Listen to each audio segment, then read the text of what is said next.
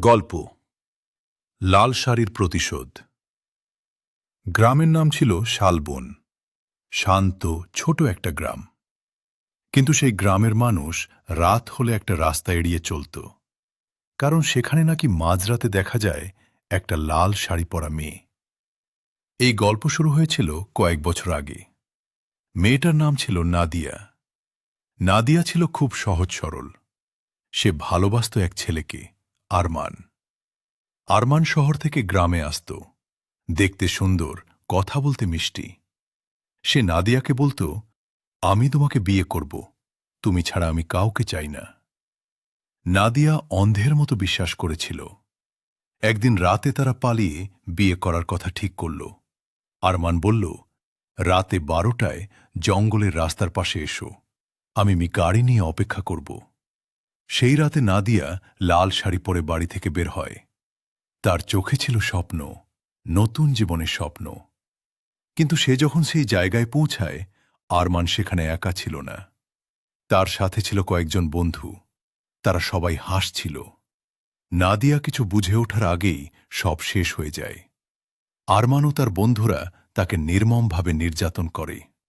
তারপর ভয় পেয়ে তাকে জঙ্গলের ভেতর মেরে ফেলে রেখে যায়। পরদিন কেউ তার লাশ খুঁজে পায়নি, মামলাও হয়নি, সব চাপা পড়ে যায়। কিন্তু কয়েক মাস পর অদ্ভুত ঘটনা শুরু হয়। রাতে যারা সেই জঙ্গলের রাস্তা দিয়ে যায়, তারা দেখে একটা মেয়ে লাল শাড়ি পরে দাঁড়িয়ে আছে। সে খুব শান্ত গলায় বলে, ভাইয়া, আমাকে একটু শহরে পৌঁছে দেবেন? অনেকেই দয়া করে তাকে গাড়িতে তুলে নেয়, কিন্তু গাড়ি কিছু দূর যেতেই তারা আয়নায় দেখে মেয়েটার মুখ নেই, শুধু রক্তে ভেজা চোখ আর একটা ভয়ঙ্কর হাসি। এরপর কয়েকদিন পর সেই লোকদের মৃত অবস্থায় পাওয়া যায়। এক রাতে আরমানও সেই রাস্তা দিয়ে যাচ্ছিল। হঠাৎ সে দেখে রাস্তার পাশে দাঁড়িয়ে আছে একটা লাল শাড়ি পরা মেয়ে। আরমান গাড়ি থামায়। মেয়েটা ধীরে ধীরে মুখ তুলে তাকায়। আরমানের শরীর ঠান্ডা হয়ে যায়, কারণ সেটা ছিল নাদিয়া। তার চোখ থেকে রক্ত ঝরছিল।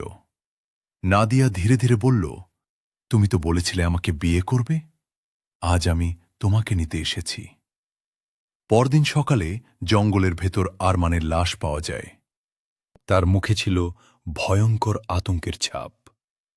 আর সেই রাত থেকে মানুষ এখনো বলে, মাঝরাতে যদি তুমি শালবনের রাস্তা দিয়ে যাও, হয়তো তুমি শুনতে পাবে একটা মেয়ে ফিস ফিস করে বলছে, আমাকে কি একটু শহরে পৌঁছে দেবেন?